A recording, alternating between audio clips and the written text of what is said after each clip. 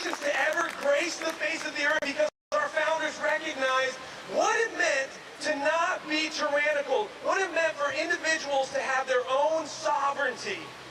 And in Galatians 5, verse 1, Scripture tells us this. It says, for freedom's sake, Christ has set us free. Think about that for a second. Think about that passage right there for a second. Freedom was so important to the creator of the universe that he knew people were going to reject him. He knew people were going to walk away from him. He knew people were going to do terrible things with that freedom. And yet, for the sake of freedom, he still chose to set men free. And that freedom is why we're here today. That freedom is what we're defending. It's not to say that somebody shouldn't do something over here. It's to say, hey, you don't get to tell me what I should do. I get to decide what I believe is right for my body and for my family and for my future. And so again, because you're here, you're making an awesome statement. You're making an awesome declaration to Indiana to say, hey, back off. Government, institutions, businesses, you don't get to tell me what I'm putting into my body.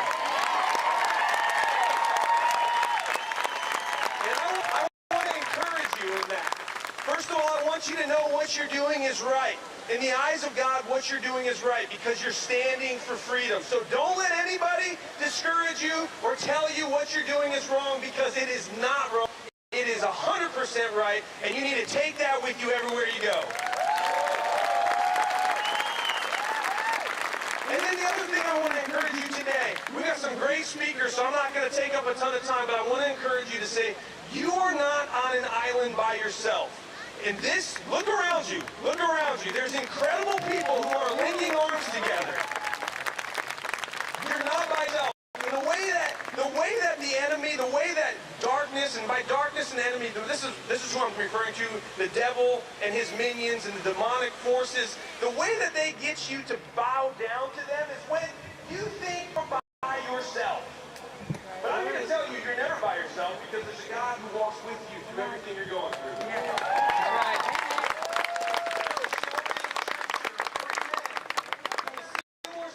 That many of you find yourself in right now. Their names were Shadrach, Meshach, and Abednego. And they had a choice. The king of the time, his name was Nebuchadnezzar, and he said, I have this statue. I want everyone to bow down and worship this thing. The government made a mandate and said, you bow down or we will kill you. And all of the nation, the entire nation of the Chaldeans, they bowed down. The entire nation of Babylon bowed down to this God that Nebuchadnezzar said to bow down to, except for 3 men who remained standing, Shadrach, Meshach, and Abednego. And the king said to them, he said, do you believe your God will defend you? Do you believe this is worth dying for? And their answer to the king was, say, King, we will never bow our knee to anyone but the God of the universe. And they said this really interesting thing. They said, our God can save us. Our God can defend us. But even if he doesn't, we are still going to do what is right, and we will never bow to what the government is telling us to do. That spirit is alive and well in this group. I love it. I think you guys are incredible patriots. I think you're defenders of truth. So keep doing what you're doing. Do not back down. You're not by yourself. We're going to win this battle. It only took 3% to turn the entire British Army back to England. We can do this. I love you guys. Continue to fight strong. It's going to be an awesome night. Fantastic. Thank you, Nico. Before I announce the next speaker, I do want to make one more quick announcement. If you are looking for the restrooms, down on that side of the canal by the, I believe it's Life Omic or Om building, if you go past that down to the 9th Central building, there are public restrooms to the front. Thank you. Our next speaker is Carrie Bundy. Carrie Bundy is a writer, a speaker, an activist, and works at Children's Health Defense as the translations coordinator. Carrie has propelled its medical freedom activism after the death of her 4-month-old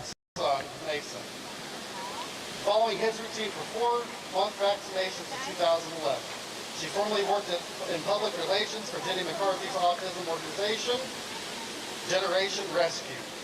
Her son's story is also featured in the film Vax 2, The People's Truth. Carrie?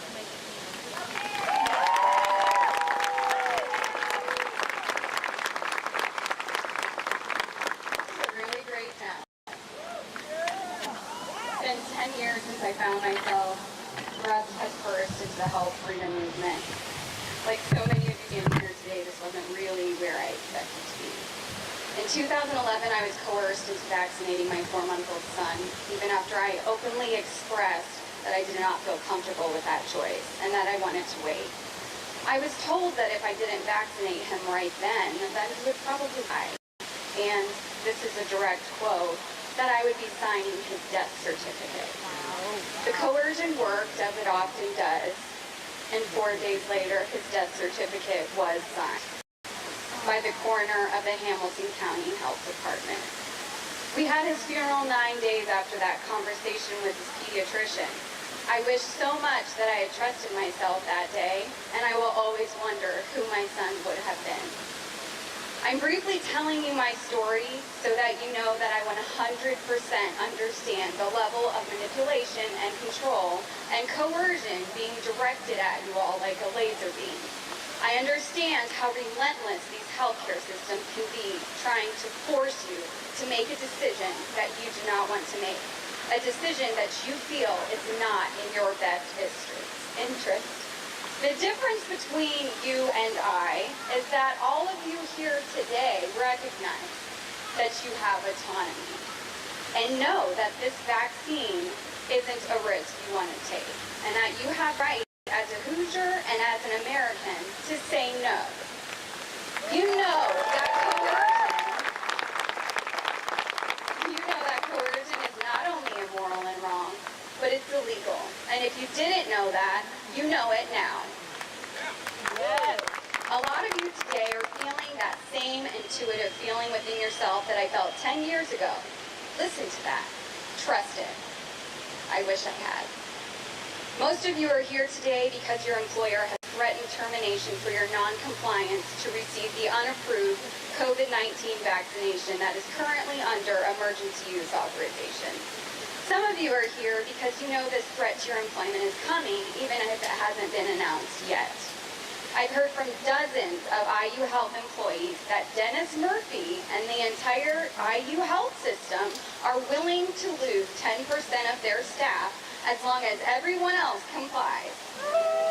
That's a pretty audacious statement from Mr. Murphy when his healthcare system, IU Health, already has a 30% vacancy.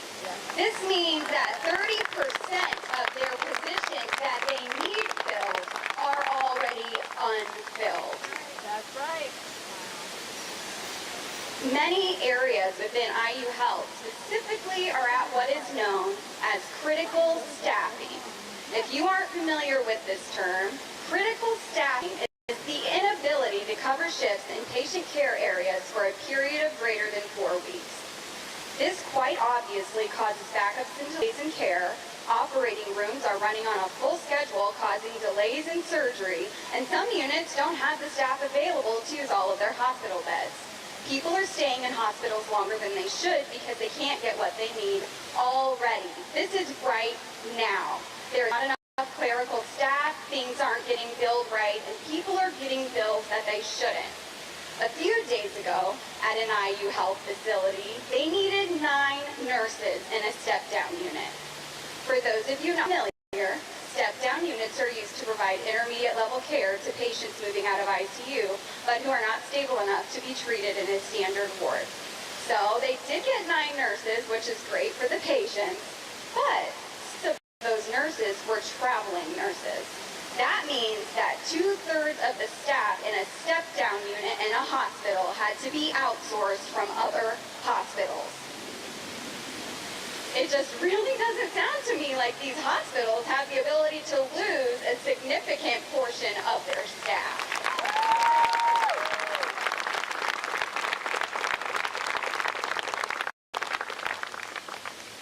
So I think they're counting on intimidating you all into submission.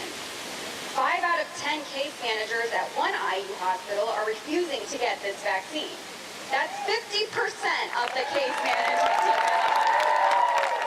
They cannot afford to lose half of that team. You all have enormous collective power to walk out and leave. Houston Methodist Hospital tried to do this, and the nurses and staff that actually walked out and left were incredibly brave. And I commend them for their effort and for sticking to their morals. But it wasn't effective. And it wasn't effective because the impact wasn't great enough. Houston Methodist did not feel the loss of those workers because there weren't enough that were willing to leave. More of you would have to leave at once. And that's what you all have to do. That's where your power is, and that's how this ends. That's how liberty is restored. You walk out. There are 22 million healthcare workers in the United States. They comprise 14% of our workforce. As recently as April, 20% of all healthcare workers surveyed said they absolutely will not get the COVID vaccine. That's 4.4 million Americans that say they will not and do not want to get the COVID vaccine. So please know, you are not alone by any stretch of the imagination. If you hold your ground and don't accept this mandate, there's going to be more bottleneck in the hospitals because of the delays to get patients out.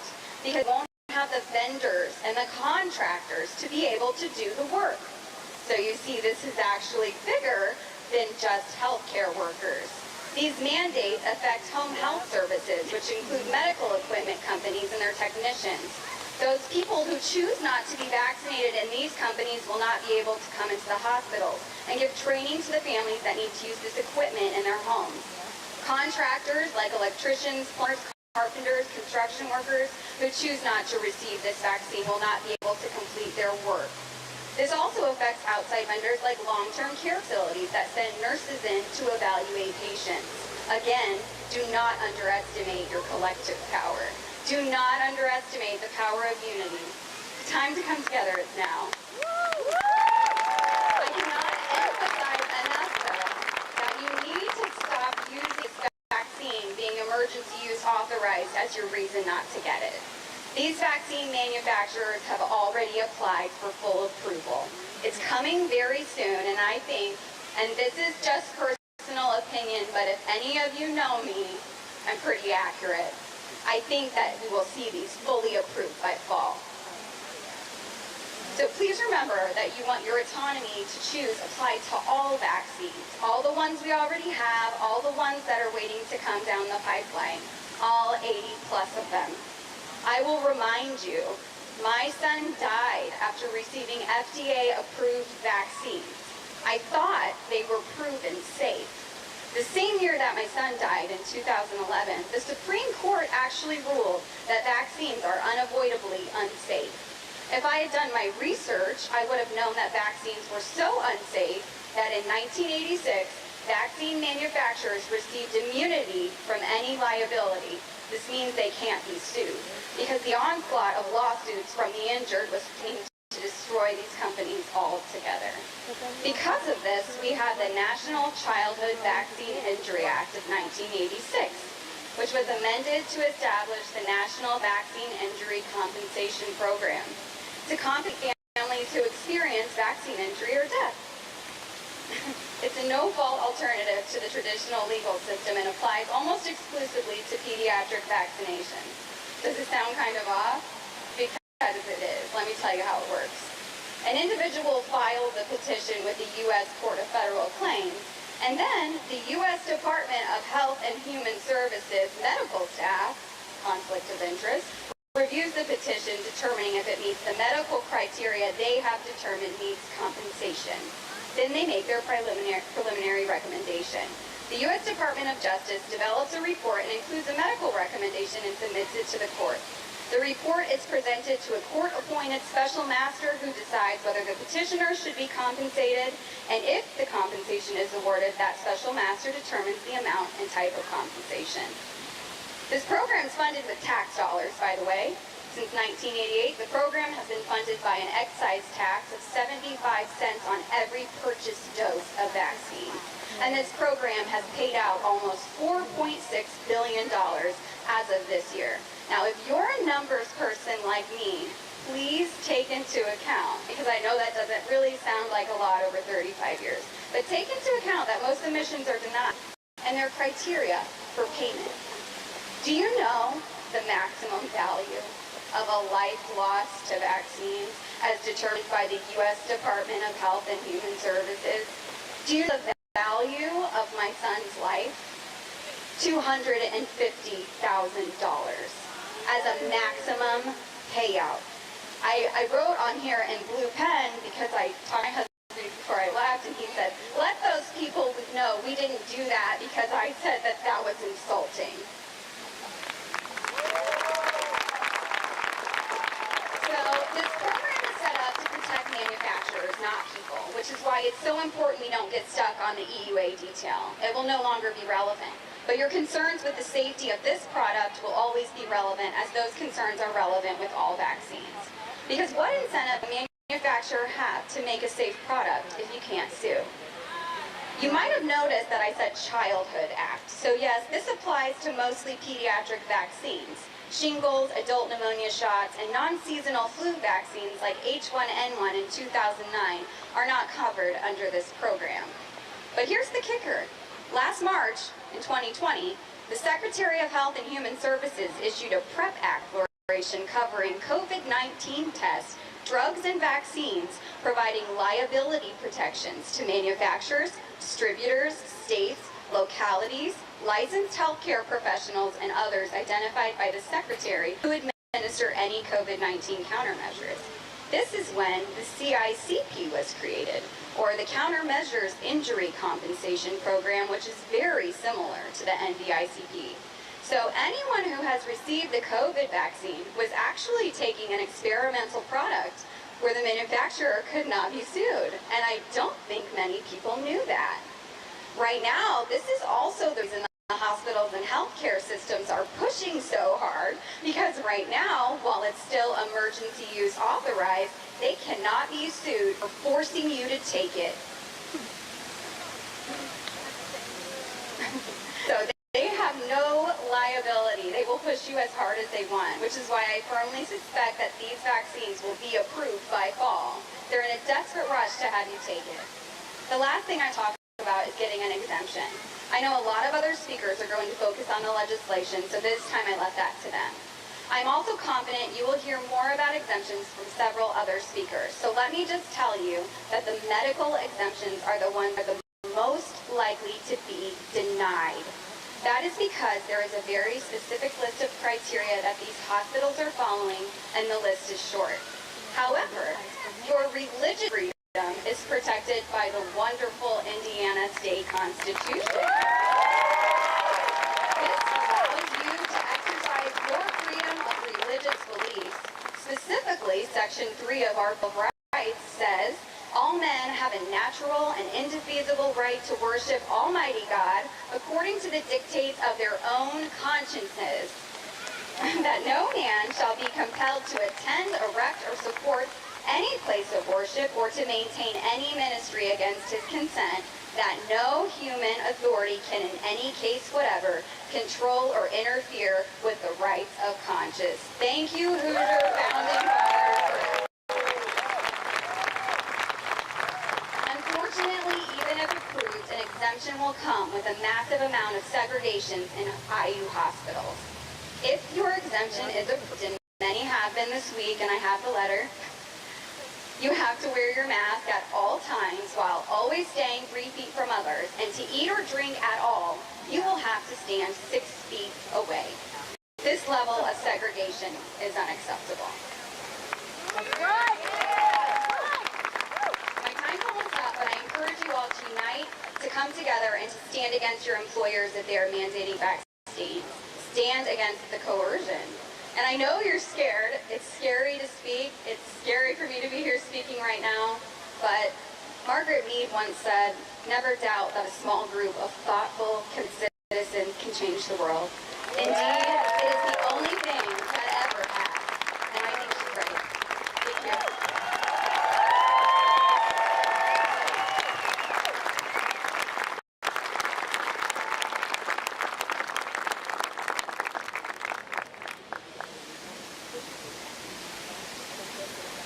Thank you, Carrie. The next speaker that we have up is going to be Pastor Mark J. Powell. Pastor Mark J. Powell is already helping healthcare workers navigate religious exemptions to the inoculations. Pastor Mark is 61 and has a 35-year history navigating to feed the people.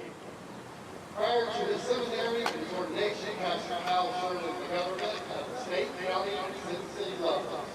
He currently ministers as a hospice chaplain in Johnson County. He is seeking the 2022 Libertarian nomination for the U.S. Senate to protect you and your family from the government and corporate overreach. Let's welcome Pastor Mark Powell. Thank you very much. Thank you very much. First, I'd like to express my deep appreciation to Tracy and to Caleb for the invitation today. My fellow speakers, ladies and gentlemen. I'm here today to speak not only as an ordained Lutheran pastor, though I am. I'm here today not to speak as a candidate for the Libertarian nomination for the U.S. Senate next year, though I am. I come here today before you as a citizen of Indiana and a citizen of the United States. And much like another citizen of the United States coming from the state of Georgia, he too was an ordained minister. His father, Michael, during a global denominational conference, visited the German landscape and heard and felt for the first time the courage and conviction of a Catholic monk who stood up to the powerful forces of his era and triumphed for the freedom of the individual. That great reformer, that Catholic monk, in whose steps I walk in today, is a man by the name of Father Martin. When Michael came back to America, he was so taken by Martin's example of courage that he legally changed his name and the name of his first son from the Reverend Michael King Sr. and Michael King Jr.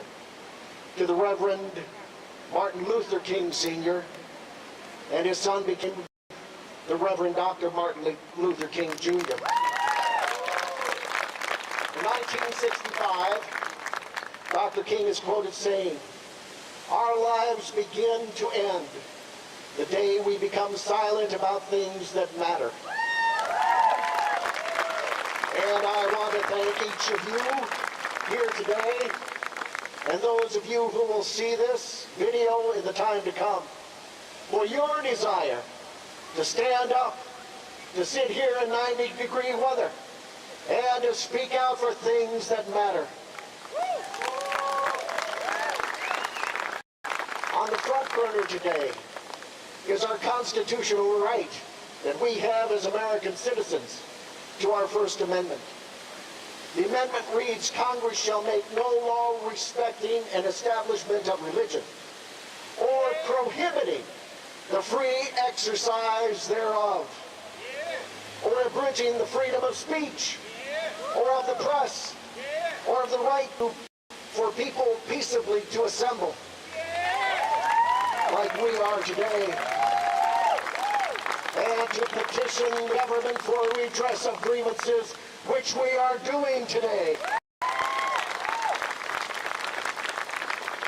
In my view, by mandating a messenger RNA cocktail that invades every cell of your body, whose short-term and long-term effects are not fully known to the community, this mandate by IU to its students, its employees now, and who knows, soon to its patients and to each student's parents, this mandate by Indiana's premier healthcare monopoly is unconscionable and is wholly unjustifiable.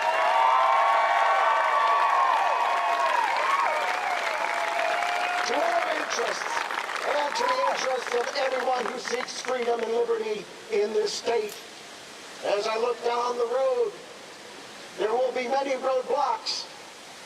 2021 is just the beginning of a decade-long struggle ahead for Indiana, the United States, States and all free people everywhere. Ultimately, in my view, there are only two ways of countering this attack upon our constitutional rights. First, exercise your First Amendment right by praying and talking with a spiritual advisor, and seriously decline the inoculation because of your sincerely held religious belief.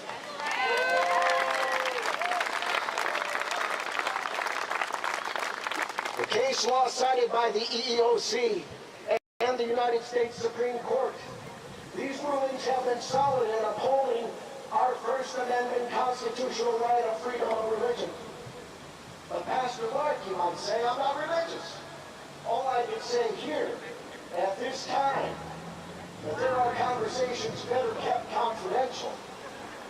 So call me at 317-372-3493.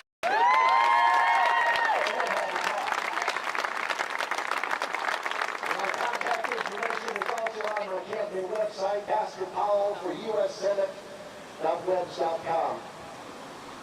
So in the great battle of freedom ahead, our constitutional rights are the first line of defense against the forces of opposition. In my view, the second counterattack is through all levels of government. At the age of 61, when many in my generation are thinking of retirement, I seek the Libertarian nomination for the United States Senate next year because I want to be a senator that battles for your freedom. And because I believe not only must we battle on the home front and support freedom fighters like John Jacob and Jim Lucas and Kurt Meissner and Michael Beckwith and others on the front line in the House and the Indiana Senate. But the power of a United States Senator in that chamber to put a wrench in the wheel of further federal government repression will be critical in stopping the foes of freedom and their desire to strip your liberties in this upcoming decade.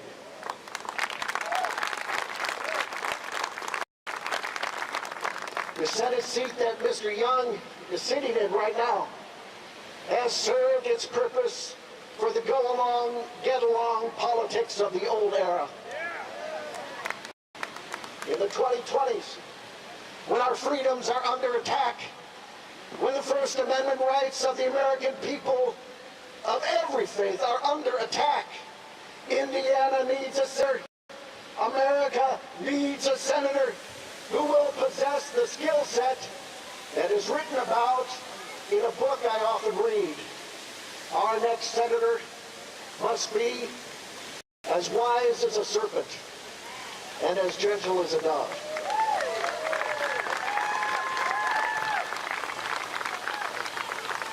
If I was in the United States Senate today, I'd pick up the phone in my office and I would call the governor of this state and I would chew out his ass.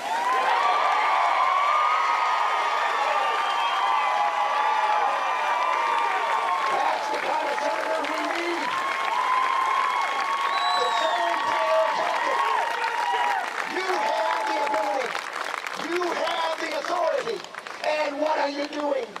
You're waiting for your comfortable chair in the high tower of Eli Lilly. And you are not thinking about the people that God has given you to govern. This must stop. And it is only by all of us, working together on a cause that is far bigger than me, far bigger than you, that we can achieve this goal. And so let me just say, as a hospice chaplain, I try to, before I leave a patient, because I never know if it's the last time I'll ever see that patient, I'll say to him or her, God loves you very, very much. And he sent me here today to tell you that. And he sent you here today to hear that. And so let me say this to you today. God loves you very much. God loves you very much. He sent me here today to tell you that, and he sent you here today to hear that. My fellow Hoosiers, let me be very clear. We are going to win this issue with peace and love. Peace and love. And being as wise as serpents and as gentle as doves.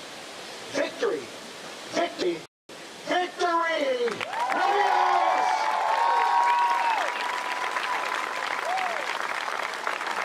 Thank you very much, Pastor Powell, everyone. Our next speaker, Caleb Bentley, is a Hoosier and a part of our team of organizers for this event. Many of you may recognize his name from the petition we shared. He is speaking on behalf of the family members and friends of IU Health employees. Caleb?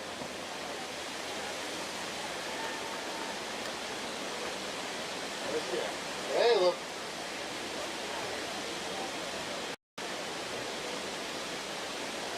Caleb Bentley going once. All right, we are moving on, folks. Our next speaker is Jim Lucas. Jim Lucas is a Marine Corps veteran, 22-year small business owner, and was a Seymour County Councilman at large for 5.5 years. He is now serving his 5th term as state representative for District 69 in southern Indiana. Jim Lucas, everyone. Thank you. Thank you, everybody, for taking the time out of a beautiful Saturday afternoon to come out here and sit and eat. But these are the kind of things that we have to do. We're at a point right now. We're seeing things happen, not just in the country, but right here in our own state. Obviously, we have a commonality of what we agree and disagree with, and whether we want to be vaccinated or not, whether we want to be forced to be vaccinated or not. I have nothing against vaccines as long as they're proven. This one's not proven. I've not seen that. And that's what's scary. You know, the fact that we have this unproven vaccine, we're starting to see more and more data now of the consequences, side effects, some which could be deadly, some which could have short-term, some which could have long-term effects. That's what concerns me. I'm not against the vaccine. I'm against the method that is being forced upon it, the speed is being forced upon it, and the questions that remain unanswered.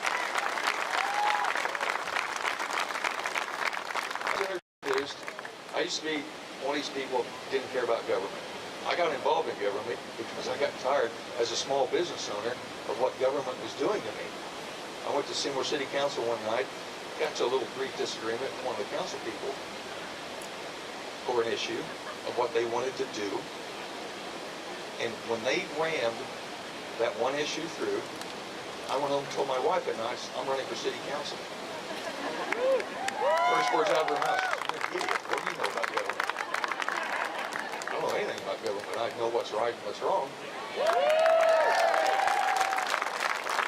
So ran for city council. Nice thing, Seymour's a small town, 20,000 people. You saw a lot of votes were unanimous, 7-0, 7-0, 7-0. After a couple, 2 or 3 months, got my feet wet, learned the system, learned how to play the game. I started voting no on some of these issues. But still, to this day, when I stand up and I vote no, I'm going to vote no. Here's why I'm voting no. Here's my solution. I was raised, if you're going to complain about something, have a solution. And the thing was, one voice that started to be, you started seeing, instead of 7-0, 7-0, 7-0, you saw 6-1. Well, media would come to me and say, why did you vote no? I voted no, here's why I voted no, here's my solution. Started turning things around a little bit. One voice, and the point in that, one voice can make a difference. A lot of voices together very loudly can make a very big difference. And this is what we have to do.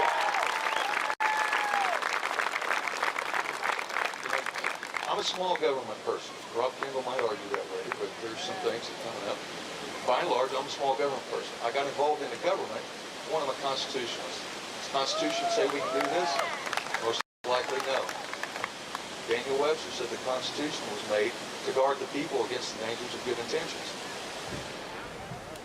And the sad part is, we have become, as a people, so complacent that we don't speak up, and we got to the point where we are now.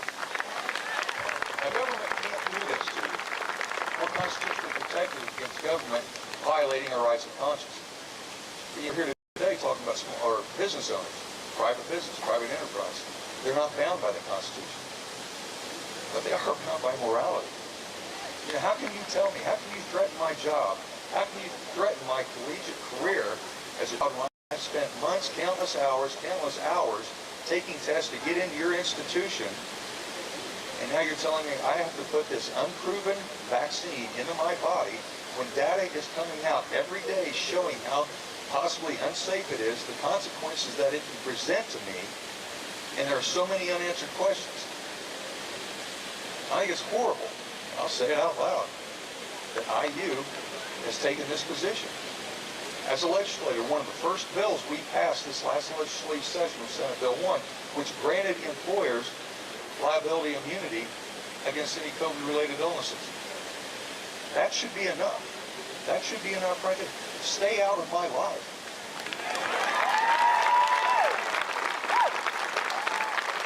Not just IU, but any other business that is contemplating forcing anybody to put a non-FDA approved vaccine into their system.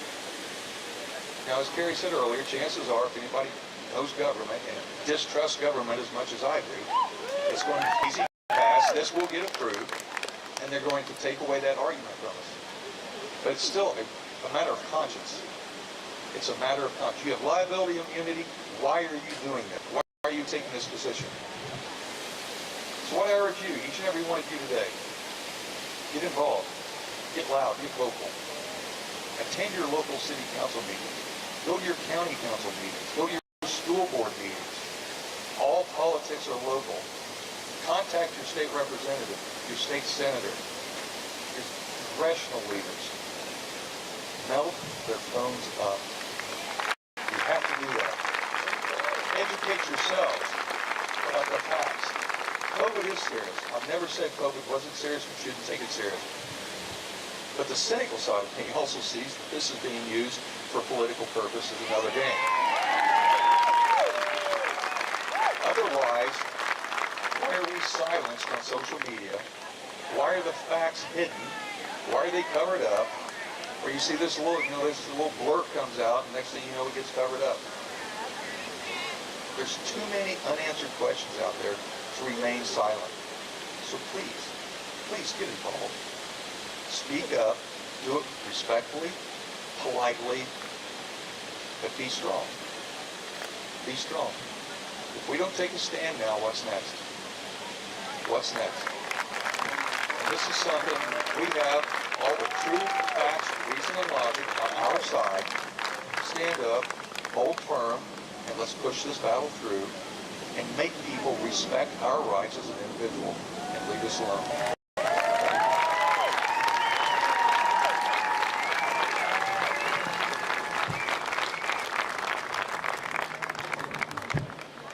Thank you. We're going to try one more time. Caleb Bentley.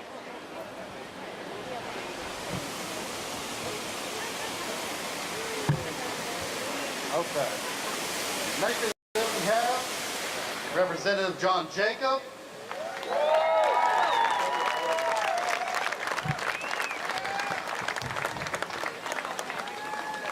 John Jacob is a born-again Christian, husband, father, and grandfather. He is an abortion abolitionist, evangelist, and former government auditor, sworn officer of the court, auditing government. He audited, managed over $100 billion over 28 years. He is a 4-year small business owner. He is serving his first term as state representative for District 93 in Central Indiana. He is committed to protecting life at all stages, liberty, and our constitutional freedoms. He has been a major proponent in our medical freedom fight at the State House, trying to get legislation passed to prevent this exact issue from happening. John Jacob, everyone.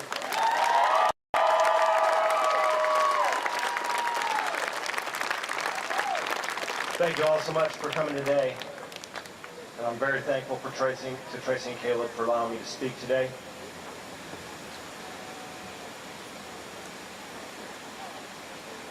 I'm a lifetime Southside Indy resident. And, you know, also as a government auditor, I always joke when I came in and I told the people that I audited, I said, I'm from the government. I'm here to help you. No, thank you. And I say that tongue in cheek. You know, those are the scariest words I think the government can say. I'm from the government, I'm here to help you. No, thank you. Stay out of my business.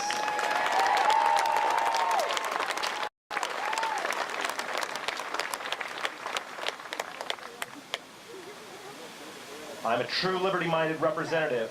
I worked very hard with Representative Curtin Isley in this last legislative session to try to push forward legislation that protected life, liberty, and our freedoms. I want to talk about tyranny. What's the definition of tyranny? The definition of tyranny is an oppressive, harsh, or unjust act. Forced vaccinations are oppressive, they're harsh, and they're unjust.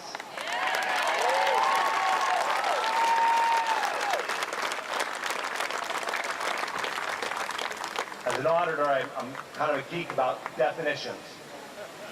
Definition of liberty: the state of being free within society from oppressive restrictions imposed by authority on one's way of life, behavior, or political views.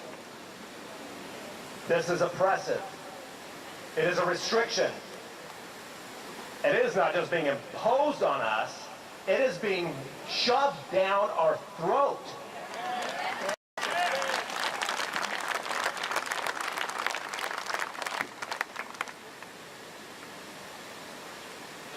You don't have to be a government auditor for 30 years to figure out that this is about control. And people who don't say it's about control are either incredibly naive or they're just outright lying to you. And it's sickening. The definition of freedom: the absence of necessity, coercion, or constraint in choice or action. There is definitely an absence of freedom here, because again, this is being forced on us.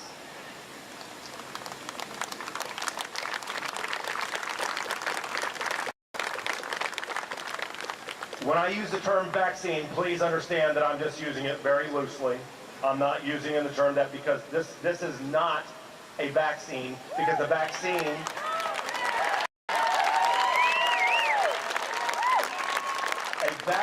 protects you from getting the disease, or it prevents you from transmitting it. And what we don't know is this will do either. Okay. You know, over and over, as an auditor, I push back. I'm a newly elected representative, but I'm no stranger to government. Over and over, I see government violating the very laws that are put into place by the legislative body. And it's sickening. It sickened me as an auditor over and over to see one law and then being expanded to a million other laws.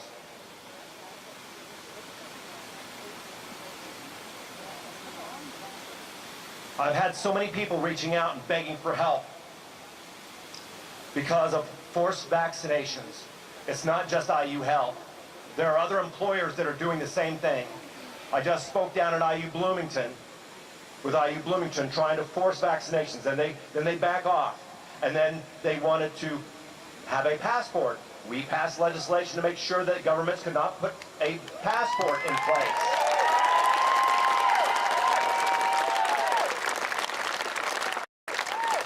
So typical government pulls off of the passport, and what do they call it? They call it an attestation form. Oh, you know what? That's still a passport. Thank you. No, you're still violating. So, we're out of session right now. Well, technically. Anyway, I reached out to a friend of mine who I dealt with over the years with Liberty Counsel. Some of you may be familiar with Liberty Counsel.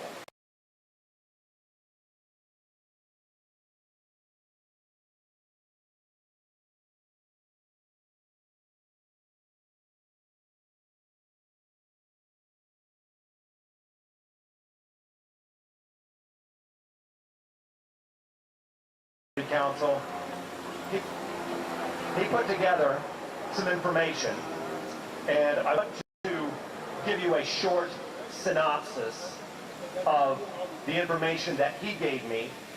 You'll be able to go out to my political page and you can find that information. I'll put it out there here, hopefully within the next couple days. We talk about liberty.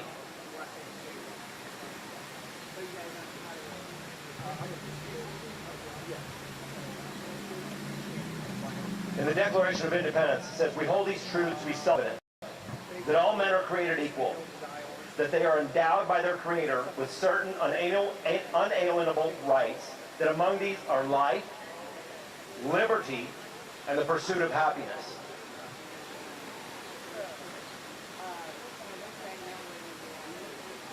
In the preamble of the Constitution, it says, we the people of the United States, in order to form a more perfect union, establish justice, ensure domestic tranquility, provide for the common defense, promote the general welfare, and secure the blessings of liberty to ourselves and our posterity, do ordain and establish this Constitution for the United States of America.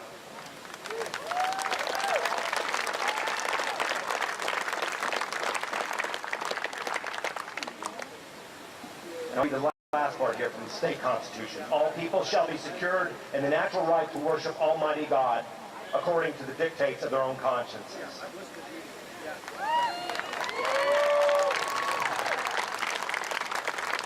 Ladies and gentlemen, without life,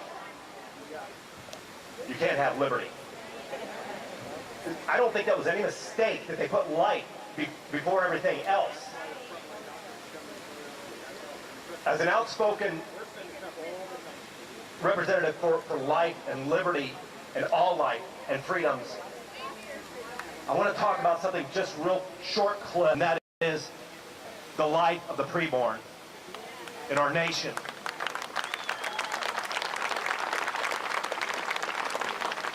And some people may be wondering, what does this have to do with what we're talking about today? It has everything to do with what I'm talking about. And I will connect the dots here, but I won't talk long about it. We murder over 3,000 children a day in our nation by others. God sees every single one of those children. There's one question out there. We want our blood. We want something for us. When things come up personally, we get very, very defensive. A lot of times, though, when it affects somebody else, a lot of times we sit back passively. God's not passive about this. He sees the children that are being murdered. He wants us to stand up for the preborn. And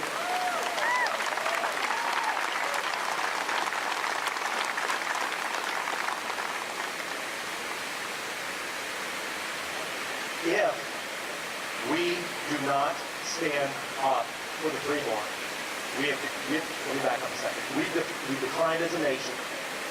We talk about Almighty God and our Creator in our Constitution, in the Declaration of Independence, but yet, so many of us have forgotten. I'm not speaking for necessarily an individual here, but we as a nation, I believe, have gone so far away from God, and I think that's why we've declined as a nation.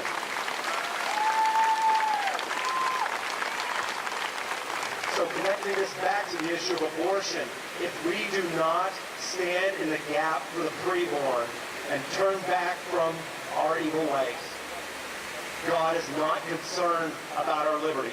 And don't hear from me that I'm not concerned about about our liberties and freedoms, because I'm fighting for all of them, life, liberty, and freedom, and I will continue to fight for all of them. But we have to stand in the gap for the preborn if we're concerned with preserving our liberties and our freedoms.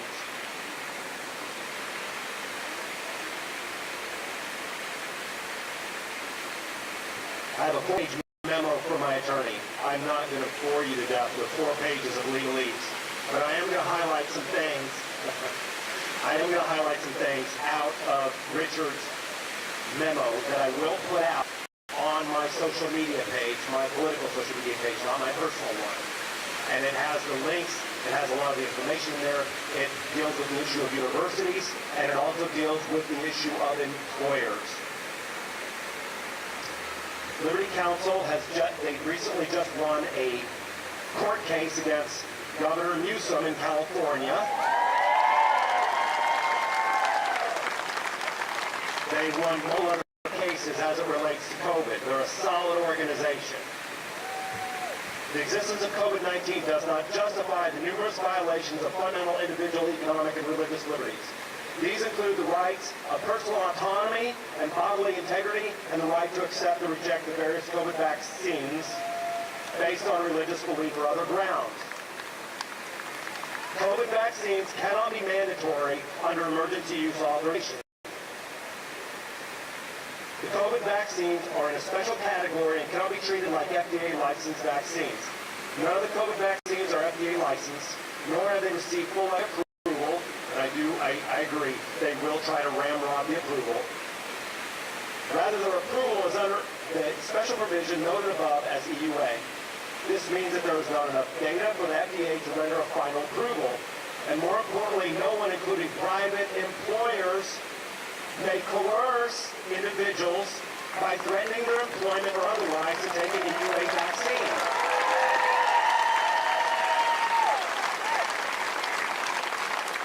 Federal law requires full and informed voluntary consent. If you want to take the vaccine, go for it. I would encourage it. All employees, whether employed by religious organizations or not, are protected against mandated COVID vaccines. Under 21 U.S.C. 360, which provides that EUA products require that people have the option to accept or refuse administration of the product. FDA has an obligation to ensure that recipients of the vaccine under an EUA are informed that they have the option to accept or refuse the vaccine. There is no exception in the statute for private employers.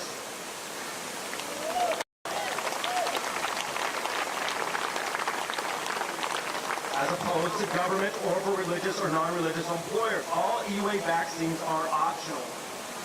I want to interject something here in Richard's memo. Something that I've been just screaming about over and over and over and over. Show me the data. Well, there's a study. I didn't ask for a study. I studied what? That was done by who? That was done by your people. That was done, that's non-biased. I've asked, where is an independent, extensive audit of all of this data? None. There has been not been one worldwide where there's been an extensive, in-depth, independent audit of all the data. There's a farce. And I'll say that when FDA ramrods, assuming that they probably will, which I agree, they probably will. They will probably ramrod the approval this fall. But we need to hold their feet to the fire. What, FDA takes 5, 10, 15 years to approve something in the past, and all of a sudden, magically now, they can go ahead and get this vaccine all of a sudden approved? Nope. There's no way. It is impossible.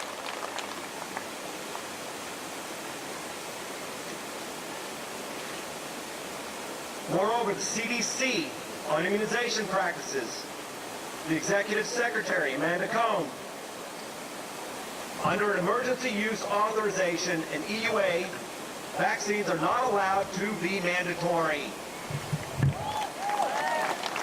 So early in this vaccination phase, individuals will have to be consented and they won't be able to be mandated.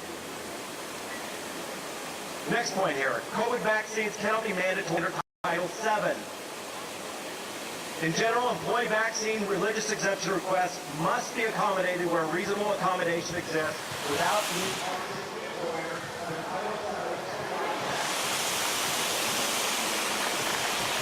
Many people hold sincere religious beliefs against taking any vaccines, or taking these derived from aborted fetal cell lines, or taking those sold by companies that profit from the sale of vaccines and other products derived from abortion. Title VII, as amended, prohibits two categories of employment practices.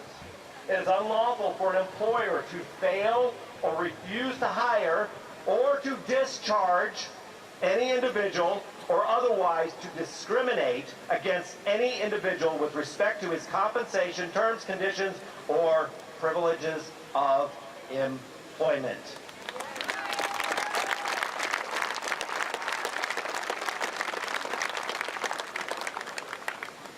By pattern and practice, virtually every employer in America has shown that reasonable accommodations and alternatives to vaccination indeed exist for employees. And for them to say otherwise right now is a lie. So Liberty Counsel's interpretation of Title VII is also supported to various information that I won't keep on going on about. But this goes for healthcare industry employees. I'm sorry, industry employers. You cannot single out employees for individual questioning or adverse action under the ADA, GINA, Title VII. In interpreting the Americans with Disabilities Act, the ADA, the Equal Employment Opportunity Commission has opined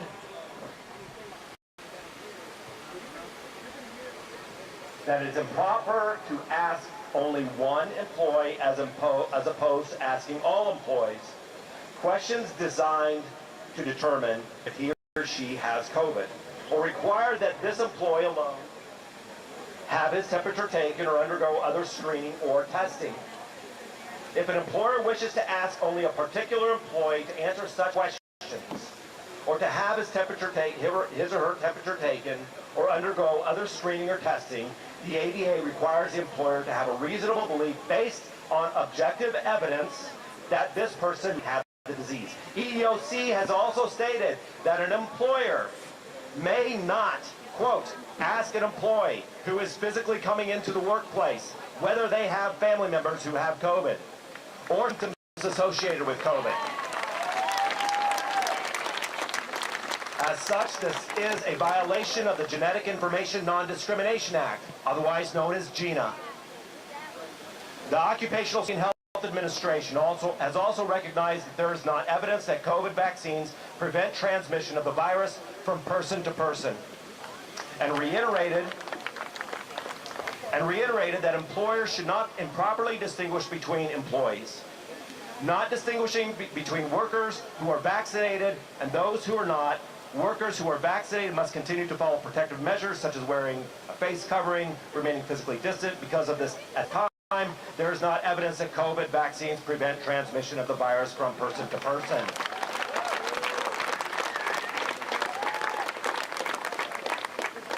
This is a Q&A off OSHA's website, part of the memo. If I require my employees to take the COVID vaccine as a condition of their employment, are adverse reactions to the vaccine recordable? And the answer is, if you require your employees to be vaccinated as a condition of employment, then any adverse reaction to the COVID vaccine is work-related.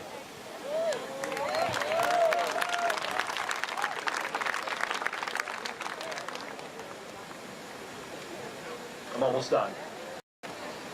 Note that for this discretion to apply, the vaccine must be truly voluntary. An employee who chooses not to receive the vaccine cannot suffer any repercussions from this choice. If employees are not free to choose whether or not to receive the vaccine without fearing adverse action, then the vaccine is not merely recommended. An employer should consult the frequently frequently asked questions regarding COVID-19 vaccines that are a condition of employment. So the conclusion of this memo that was sent from Liberty Counsel was that there are strong protections under federal law, existing protections, for persons who wish to decline the current EUA vaccines. Neither government nor private employers may force anyone to receive any of the COVID injections, the jab.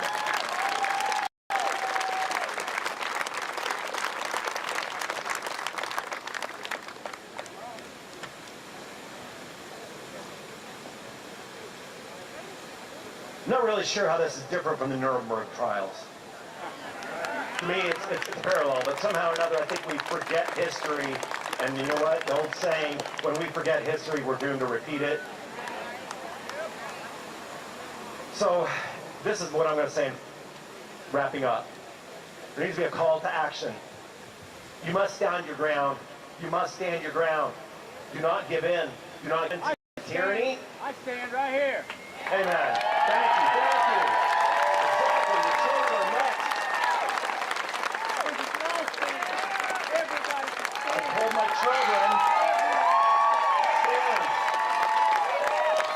I told my children, you know, I'm not primarily running for myself. I'm running for my children and my grandchildren and the future generations, but it is for the people now.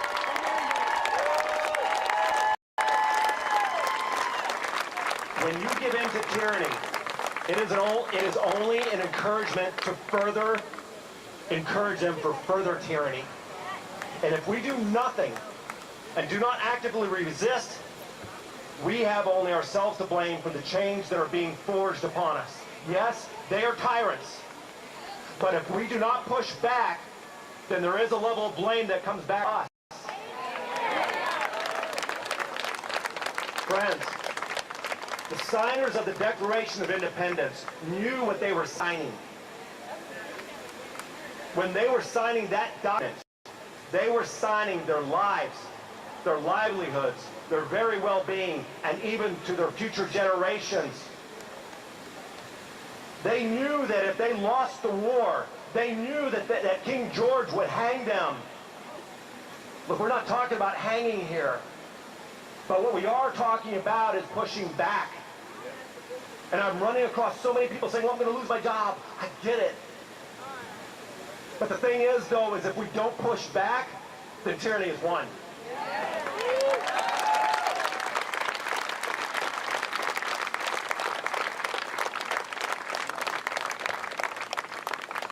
You can go to my Facebook political page. As I said, I will have this information out on my page, hopefully here in the next couple days. I also want to talk about, you know, so many people scream at their computer. They scream at the TV screen. They scream at these things. They see a video or something, or they say, I hate that, and they see what the absurdity that's going on in our nation. And I know so many of my friends who that's all they do. They just sit back and scream at the computer screen. And they don't get, and they do something. And what I'm saying is, do something. I have to hear my wife all the time. She is a warrior. I wouldn't be up here if it wasn't for my wife standing behind me. And first and foremost, I give glory and honor to God, because I wouldn't be standing here as a state representative if it wasn't for God himself.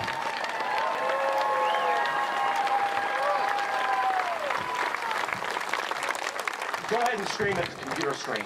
But what I'm asking you is, don't just do that. Get involved in the battle. Push back against tyrannical mandates. Keep on pushing back. Keep on pushing back. The only thing that pushes darkness back is light. Keep on exposing it in every way that you can.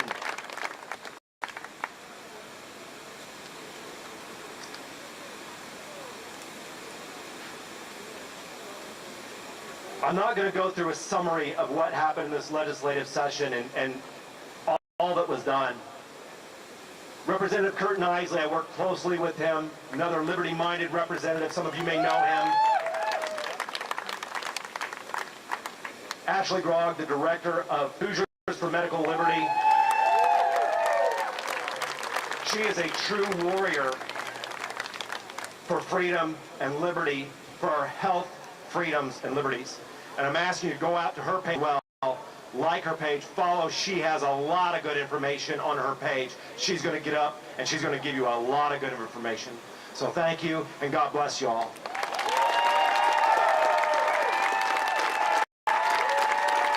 Thank you, Representative John Jacob.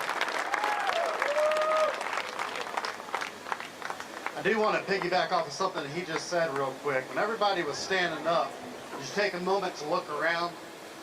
At the beginning of this, Tracy and I spoke to a lot of people who reached out and said thank you because they thought they were the only ones.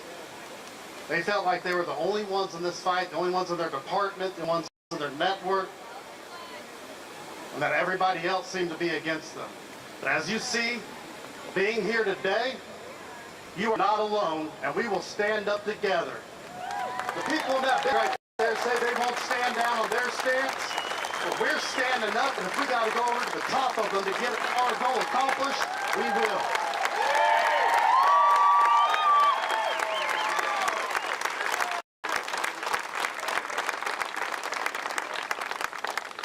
Speaking of Ashley Grogg is our next speaker.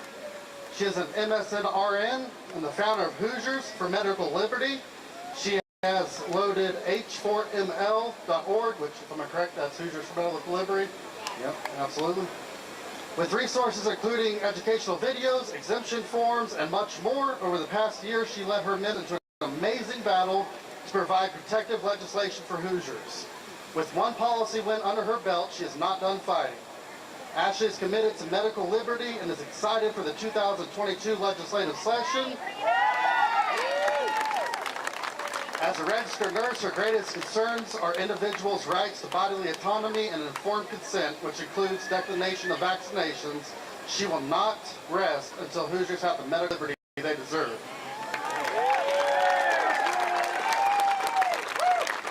Man, there are a lot of you guys out here today. Y'all make me anxious. It's nothing talking to politicians. You guys, there's a lot of you. I know you are. I know you are. So, John Jacob, he is a very, very humble man, and I really appreciate all his kind words. He and Kurt Knisley truly worked their butts off for all of us this legislative season. We were working long nights, longer days, and sometimes I think we got a little bit slap happy because we didn't have enough sleep. We're not letting this go. We will win this battle. So I want you guys to make sure you check out my website, h4ml.org. Facebook has decided to censor it, so John and I decided that we kind of hit it big. I was going to talk a lot about the legislative season this past year because it was quite eventful, but I just did that on Thursday, and I don't like to repeat myself. I have 4 kids that do that enough at home. So you can check out, there's videos on CHD as well as our website. Hoosiers for Medical Liberty is a 501c4. You saw our flagship bill, SB 74. It would have prevented this. It would have prevented this. You guys can all call Senator Boots and let him know how much you appreciate him holding our bill hostage because he killed it in committee. But we're not done. We're coming back. We had over 70 people there for testimony for a committee meeting. That's insane. Next year, we're taking more. Why not? They need to hear your voice. We have to hold these politicians accountable for the bad decisions that they make. I firmly believe good people can make bad decisions. But now they have no choice because I don't know how many of all there are here, but this is just the tip of the iceberg. So one of the things that made me the most angry was SB 232, and you can read all about this on our website. But SB 232, it would have provided death and disability benefits for our frontline workers, our law enforcement officers, our fire, our EMS personnel, right? So it was a good thing. It was a good thing. However, they put in their language, or they had in their language that said if you don't take this vaccine, you don't get your death and disability benefits. John Kurt and I busted our butts. We got some amendments on this bill. We forced them to remove all the language. It was beautiful.